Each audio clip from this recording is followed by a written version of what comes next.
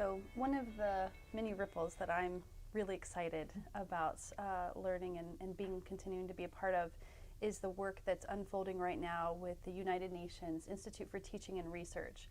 Our colleague Jonas is somebody that we've worked with and is familiar with appreciative inquiry.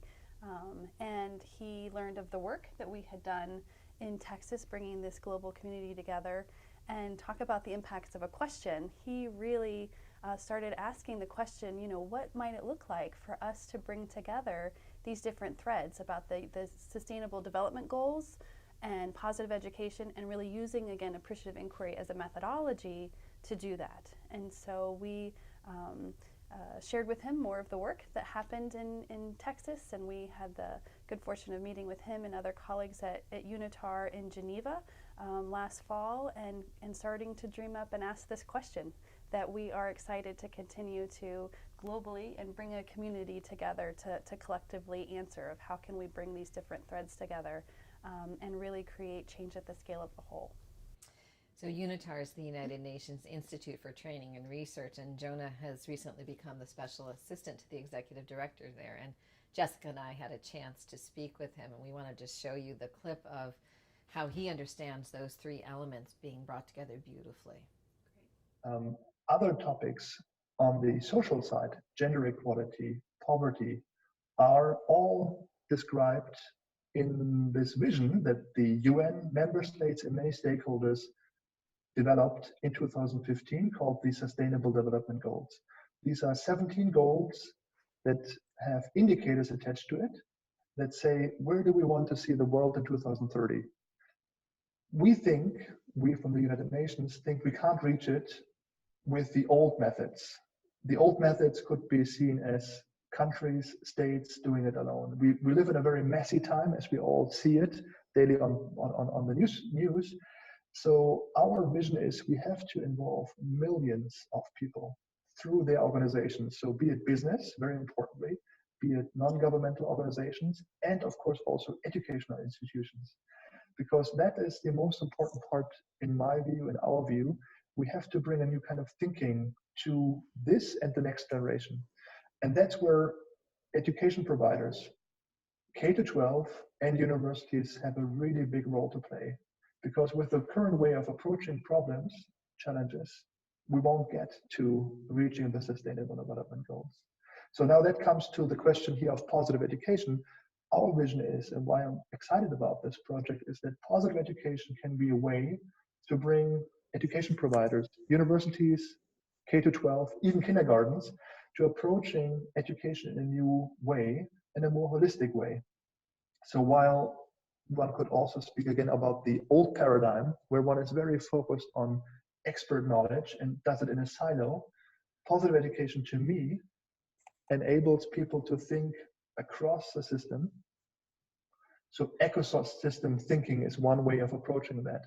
And connecting the dots and making sure that the context is taken into account when one comes up with suggestions for solutions.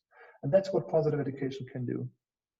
And appreciative inquiry, in my view, is another method to bringing large groups, and hopefully here in this case, universities and education providers, together and dream out, what type of new vision we want to embrace. And that new vision is spelled out in the Sustainable Development Goals. So I see that as a very nice way of appreciative inquiry giving us one very powerful method of organizational transformation.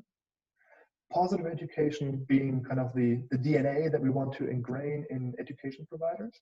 And the Sustainable Development Goals gives us the North Star, the compass of where we want to go. Wow, let's just stay here for a moment. He said ecosystem change, appreciative inquiry giving us sort of a powerful method of organizational transformation, positive education being the DNA that's infused in each of us, and the Sustainable Development Goals being sort of the North Star, the compass point that we're headed toward. As he was talking, I was remembering what I learned and what you guys probably learned in middle school about the nation states and the borders, and how everybody is sort of scrambling for their own resources to hold on to what they have and maybe grab some from someone else. How different a worldview this is naming for us.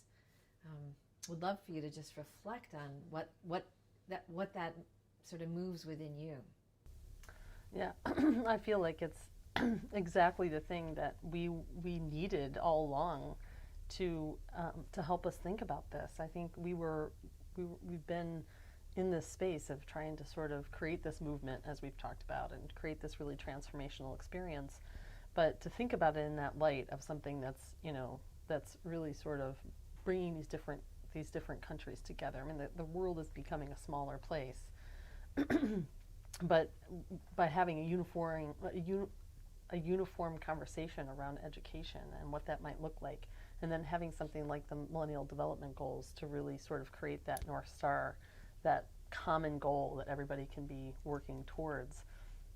I think it's really the thing that could really change the trajectory of the whole project. I totally agree. I feel like it's been this wonderful infusion of energy into this ongoing movement that we've been talking about.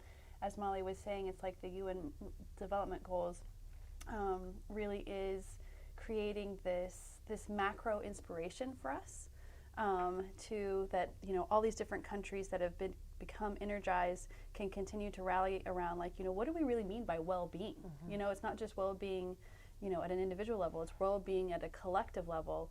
And so I love this bringing together of the global goals and positive ed and using AI to do that, because then it also helps us translate, though, that macro vision for a thriving globe. And also now we can bring it down into the micro practices so that the energy kings of the world can really translate this into experiences for her students and for our kids. And then the arc back again, right? A 6-year-old who has experienced what it's like to be in a phys ed classroom grows up to be the kind of citizen who understands herself or himself as not just a member of this particular state or region or country, but and in addition a global citizen. Yeah, it's that both and. Gorgeous. Yeah, powerful. Yeah.